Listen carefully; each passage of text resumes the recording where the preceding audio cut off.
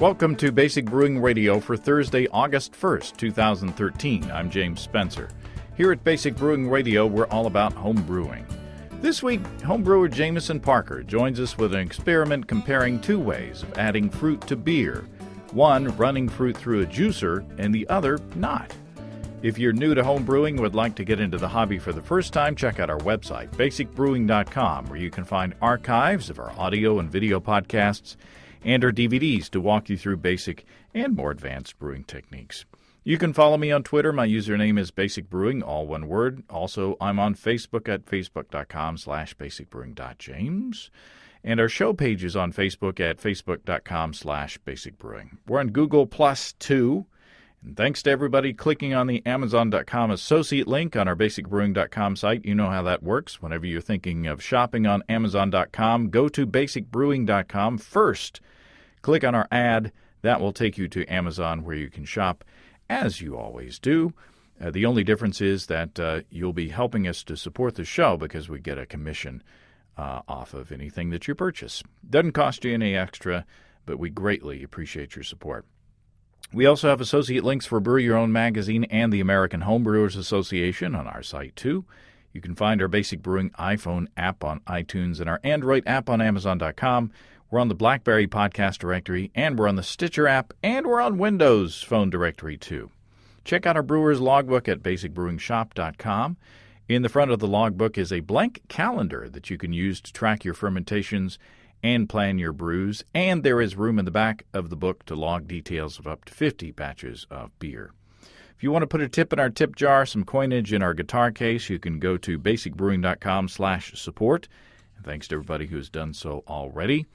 Protect your precious beer with one of our growler bags. Check those out at basicbrewingshop.com as well.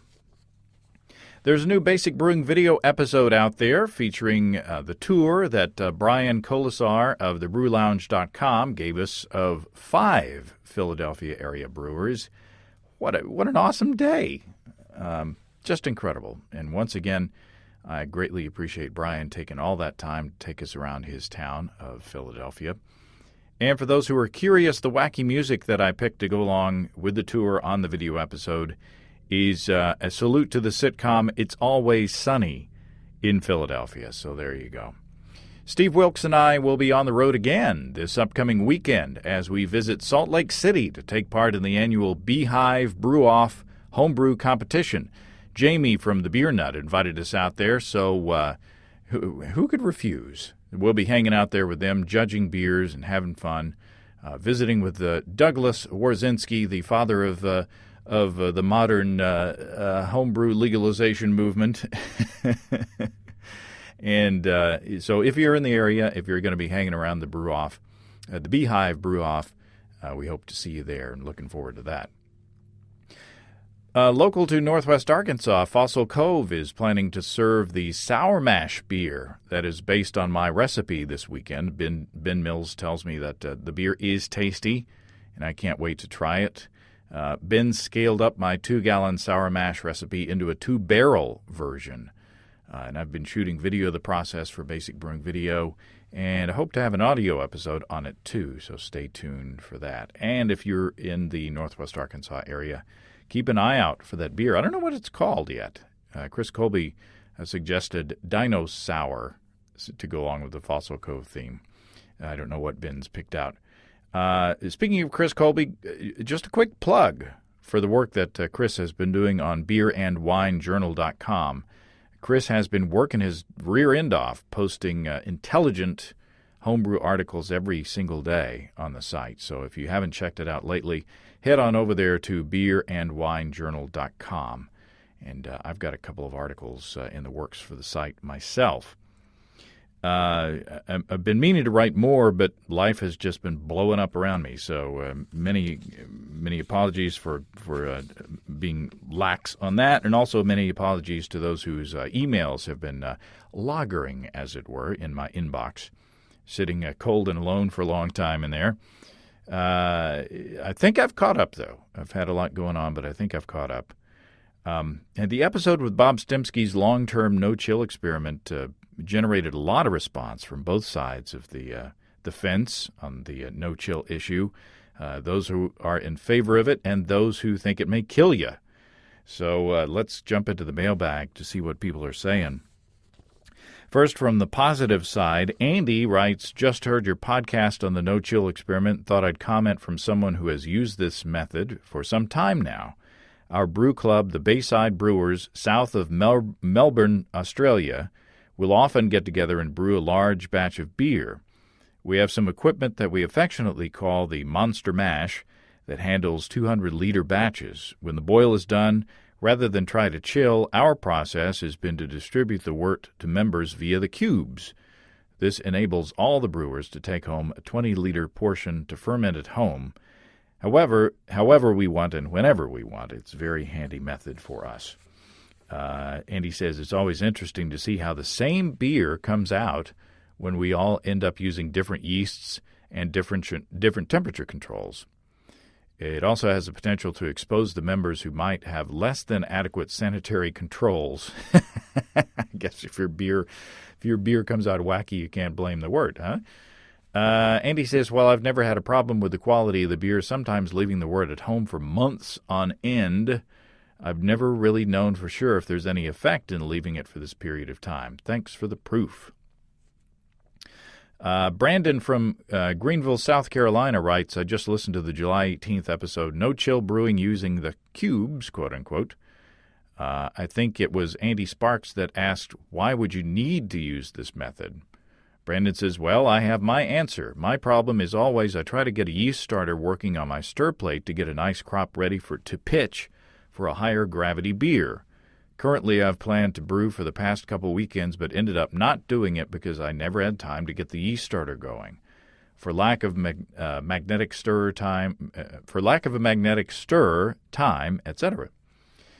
Brandon says, but if I had the option to brew, then put into a sealed container and store it until the yeast was ready to go, I would be brewing a lot more often than I do. That's a good reason. An answer to Andy Sparks' question. Then, from the other side of the fence, we have a couple of letters of caution.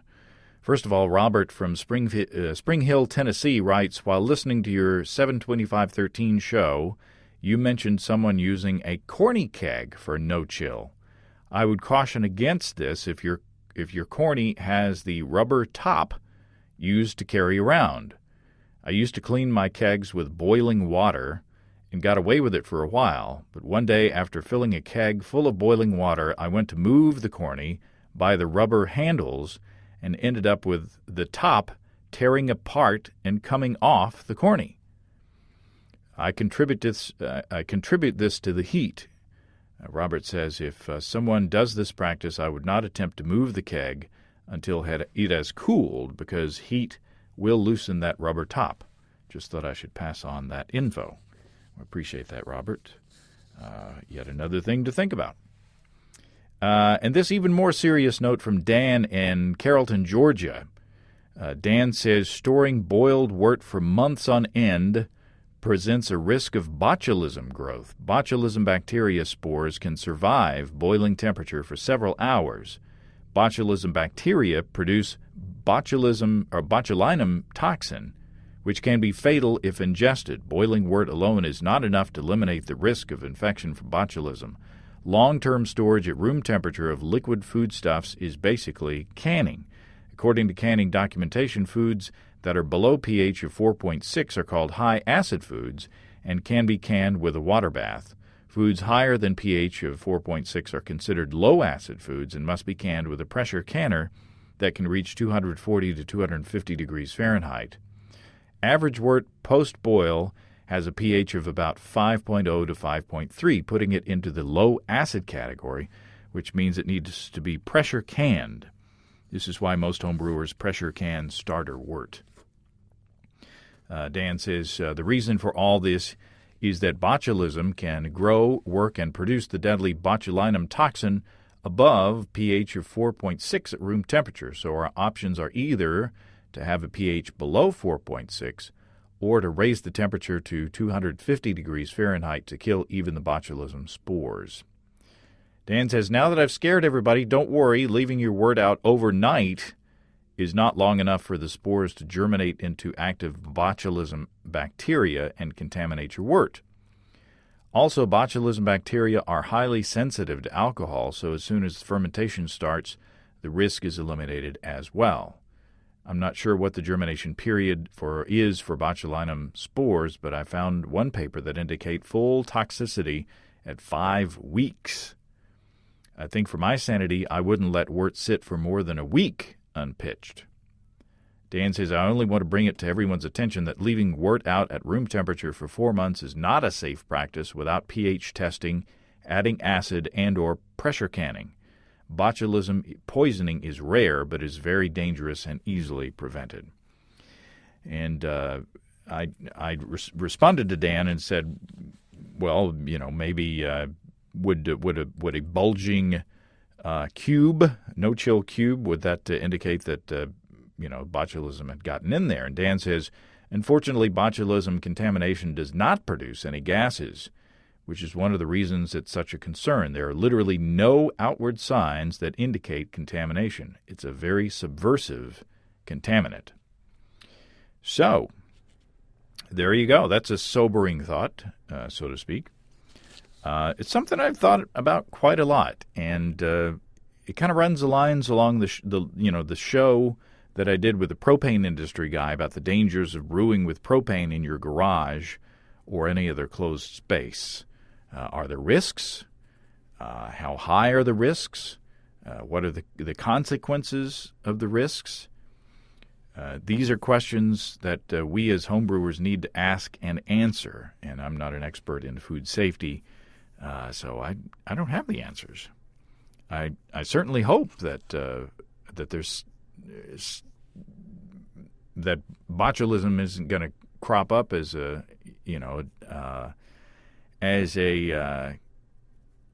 result of all this experimentation with the long-term storage in the cubes. I'm hoping that it is completely safe, but I don't know that. I mean, I haven't done long-term storage myself, so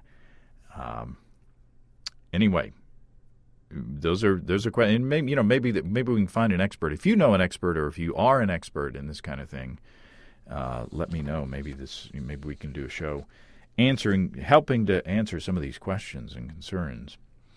There is one question that we can help answer today, though. Is it better to run your fruit through a juicer before you put it into your fermenter? Or is it better just to throw your fruit, pulp and all, into your beer?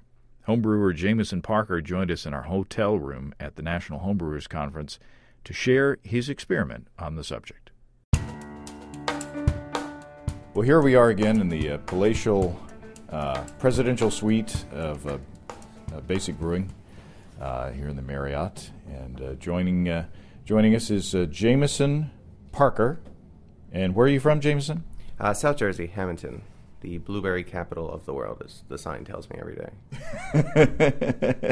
And also joining us is Steve Wilkes. It's a pleasure to be here.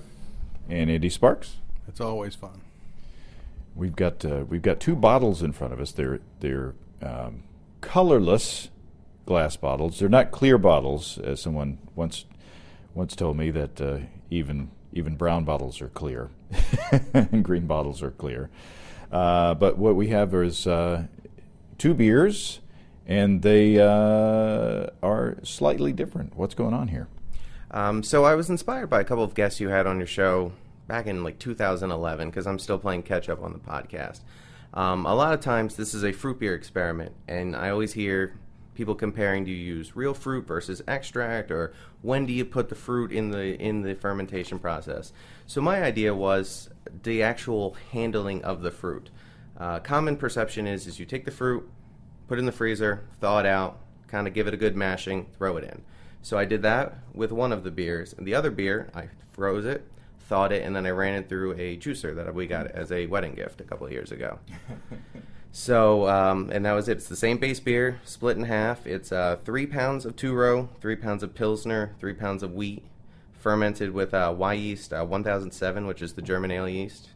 It was fermented about 67 degrees, and then I just split it, did the fruit. It was on the fruit for about 10 days, and the fruit is 1 pound of white cherries, 2 pounds of Bing cherries, and 1 pound of strawberries in each batch. Now, how does this juicer work? What's the mechanism that's going on in there? It's got this weird whirly disc that kind of looks like a cheese grater. So I just throw it all in there, and after the fact realized that cherries don't really juice very well. The pits don't like to get caught in there. I didn't really give too much thoughts because you throw apples and anything else with seeds, but the pits are a little bit bigger, so I got yelled at for that. So in the process, is there pulp left over that doesn't go into the juice, or how does that work? Yeah, it separates out on both sides. There's a little connector for pulp and some lovely tidbits, and then the other side, it produces juice. For this experiment, it was 30 ounces of juice I got. And did you discard the pulp? Yes. I discarded the pulp, and I just used the juice. Okay. So there's a difference right there, but that's part of the process. Right. I mean, that's part of the experiment is comparing the two. So it seems pretty straightforward. One is quite a bit darker than the other, wouldn't you say, Steve? Oh yeah, for sure. Well, one looks like an Irish red, and one looks like a pale ale. Yeah. What does that mean? Yeah, that's about it. Andy, you have any questions on the process? Not really. I mean, one of them has got a beautiful red color, and as for a fruit beer, that's kind of what I think you'd like to see. You'd want it to represent the fruits that were in it.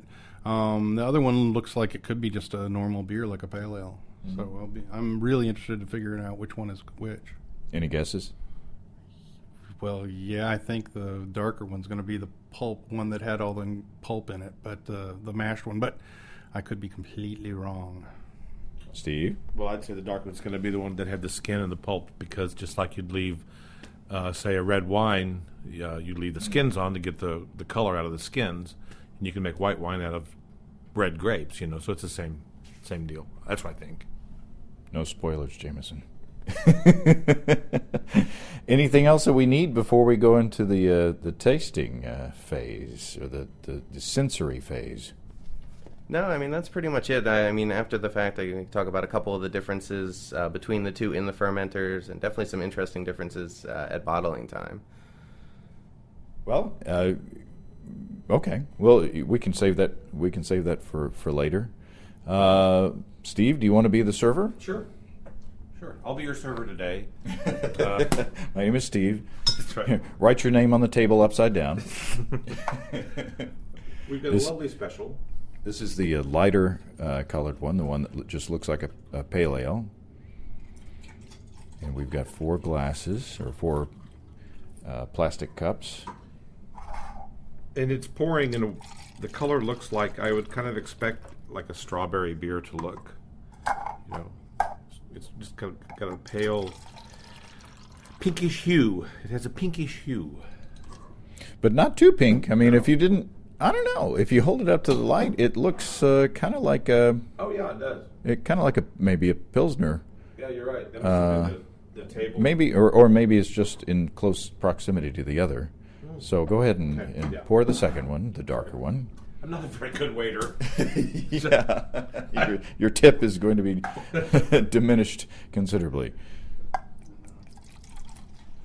It has a good bit of sediment on the bottom, so you might be gentle on the decanting. Yeah. Is there a difference? I'm not a very good waiter. Is there a difference in the sediment between the two? This goes to Jameson. These are great bottles. I love these bottles. Where'd you get them? I got them at the IKEA, which is a couple miles away from here. They were great. Unfortunately, they increased the price on me, but it cut my bottling time from like 2.5 hours to like 45 minutes. Yeah, I love It's 17 of those per batch. Whoa, what's going on the bottom there? Lava thing going On the darker one. Oh, it's like a lava lamp. Yeah. Wow, that's interesting. So those are big, what'd you say, they're 32-ounce bottles? 32-ounce bottles. All right. We should take a picture. I'll cut this part out. Or not. Well, Depends on how long the show is. Oh, here we go. Wait, line them up here, side to side. What are you doing? Here we go. There we go. Taking a different picture than I am. This is great radio. Yeah. I'm going to set down the microphone. I'm going to pause for just a second. What was the cut? You're going to have to do that. What was the ABV of these beers? They ended up being about 4.8%. It started out as a 1040 beer, and it went down to 1004. There's some. Well, I don't want to talk first. Who wants to talk first? Steve, you want to talk first? Talk first. Okay. I think there's a lot of difference in these beers. They're both pretty good beers. The one that I'm going to call it B, which is now officially the darker, more red beer, I like quite well. It's really fruity. It really picks up the characteristics, of the fruit. It's what I would expect when I drink a fruit beer. The other one's not a bad beer. It just doesn't have the fruit wallop that I kind of want. Neither of them seem to be particularly alcoholic. I guess the fruit may be mass, and 4.8 beer is not strong anyway. But and I know that you said it was, what was it, an ounce of Hallertauer at 16 and an ounce at 30? Yes. Okay. I would have expected it to be a little more hoppy than it is. The hop isn't knocking me down like I thought it might. So, good job. I mean, they're good. They're both pretty tasty beers, but I really like B a lot. Yeah, I started with the lighter beer when I tasted them. And when I smelled it, I had a slight kind of strawberry kind of aroma on the nose. And even when I tasted it, I could pick up just a subtle fruit flavor. Then when I tasted the darker one, definitely had more fruit flavor, had a little more fruit aroma. And then I found when I went back to the first one, I was really struggling to pick the fruit back out. It's kind of like this one was a little more fruity, and that kind of made the other one, showed off how it was much more subtle. So, and I agree, I like the darker one, the more fruity one better. Yeah, the darker one has a better fruit nose, definitely, kind of a darker, fruitier nose. I keep wanting to go back to it and taste it. There's nothing wrong with the lighter one, just as I wouldn't call it a fruity beer. I wouldn't call it a fruit beer. What do you think, Jameson?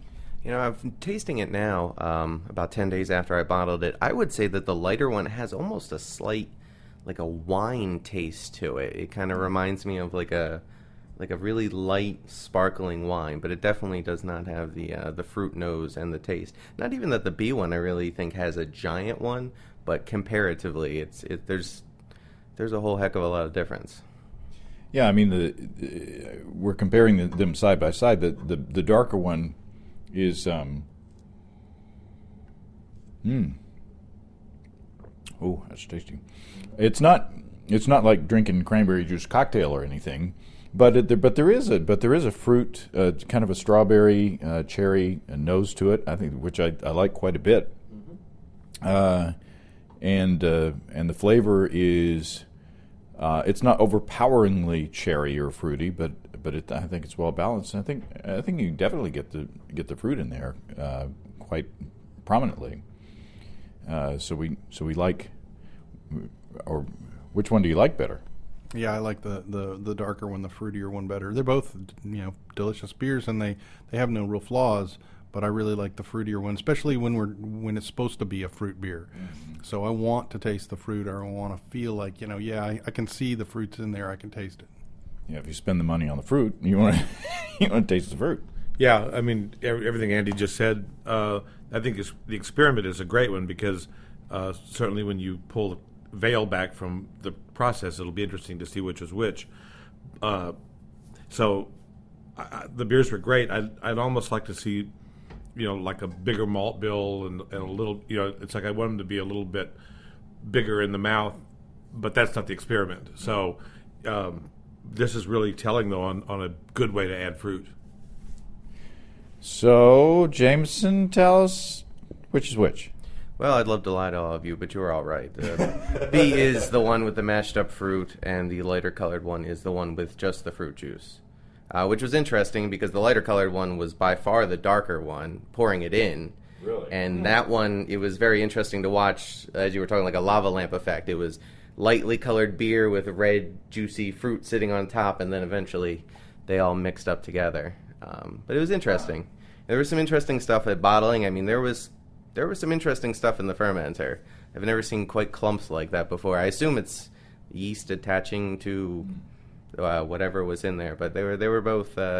And the lighter colored one, as I was telling you on the way over, it was like a muddy, like a mango skin colored. It was really brownish, orange, murky, and the red one was really like a Hawaiian punch, tropical, again, cloudy. So I was really happy that they cleared out as much as they did with it in just 10 days. Yeah. Yeah. Well, that's... And did they finish at the same gravity? They did both finish at the same gravity, which I was surprised about. I was also surprised that when they kicked back off into fermentation, they went back down to 1004, which I wasn't sure how that was going to be with adding juice. I didn't know if that was going to kick up the sugars, because you put them in the freezer to break down the cell walls, and I figure you're not breaking down a cell wall more than juicing something. Mm-hmm. Yeah. But I did end up getting an extra bottle of the lighter colored one, I assume because of the 30 ounces of fruit juice that I put in it. Yeah, was there a difference in... Well, you got the fruit juice was better yield. Isn't that what you said? Yes. So did it have something to do with all the pulp or all the stuff in the fermenter of the whole, or not the whole fruit, but the mushed up fruit? I imagine that played a part in it, but like I said, I think it was just because I added like almost an entire extra bottle's worth of juice into the fermenter, where the other one just had the chunks that I guess it would kind of just mesh with and take flavors from.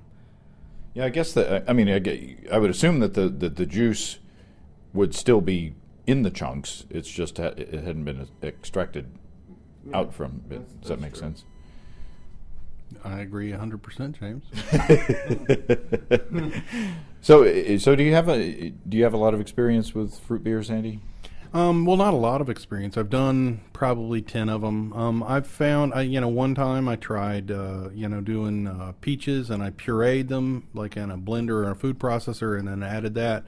And I found that I really had trouble getting it to kind of, settle and separate the beer from the fruit pulp, and so I ended up with a lot of fruit pulp with lots of juice left in it, and lots of beer left in it at the bottom of the fermenter. I've also done raspberries. I've done that where I add them to the secondary, but I use basically whole fruit that had just been gently warmed and pasteurized and then added to the secondary. These are nice. I think I might go home and try one.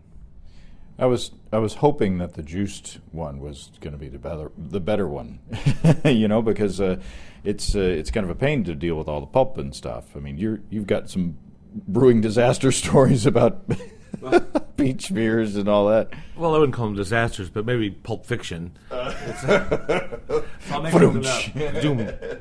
No, I did. I had the same experience, kind of like Andy did with a peach mead actually one time, and my fruit was quartered, peach slices, but it eventually just disintegrated into almost like a gossamer stuff that was floating around in there, and it was just peach pulp, and I couldn't get it out of the mead, so I ended up bottling it and letting it settle, and then I would pour very carefully, and it was like having a peach snow globe.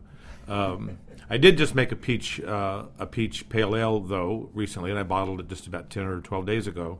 Got smarter. I took my peaches out of the freezer and made a brew in the bag out of cheesecloth, and then I racked the green beer on top of the cheesecloth bag full of peaches and let it sit in the secondary for a couple of weeks, and then racked it off, and I had no problems at all. It worked perfectly, and I even was able to squeeze the bag a little bit and not lose too much of the liquid with it, and got a nice peach flavor out of it. So we'll see how long it holds up. Well, I think this is really interesting. I think you never know until you try, right, Jameson? Well, that's exactly what it was. It was funny because about a week after I initially emailed you, I ended up finding a poll on Michael Tonsmeyer's blog about the way to use fruit in beer, with the frozen fruit being the top of the list and the juiced fruit kind of being at the bottom of the list. But I figured, you don't know. So it was interesting, and what the heck. Well, and I'm like you. I'm so tempted to go to, like our local co-op, the organic food store, and they'll sell the extracts of this and the, really strong juices of black cherry, and just throw that in. And it's telling me that maybe that's not the best thing to do, because I'm not going to I think you get so much out of the skins and even the seeds and all those things that add all that flavor, like you do in wine, that it makes imminent sense to do that, if that's your goal. Maybe your goal is to have a really light fruit flavor, so you might have to think about what the goal is. I think if you want to have a light fruit flavor, you just add less of the mashed up stuff. Yeah, I'll go with that on that. I'll go with you. I want to spend a lot of money on fruit and then strip all the flavor out of it and put it in the fermenter. Very good. Anything else to add to the cause? Yeah, I can't think of anything. I'm excited to maybe go home and try this. Very good. Thanks, Jameson. Well, thank you. Thank all three of you guys. You guys put on a heck of a show, and I love to listen to it. Well, thanks again to Jameson, Steve, and Andy. Yet another tasty experiment, and one that answers a question for me. It also makes me want to seek out some local fruit and make a fruit beer myself. One more episode from Philly next week. In the meantime, if you have brewing questions, show suggestions, or just want to say howdy, write to james@basicbrewing.com, or just fill out the contact form on basicbrewing.com, and please don't forget to tell us where you're from.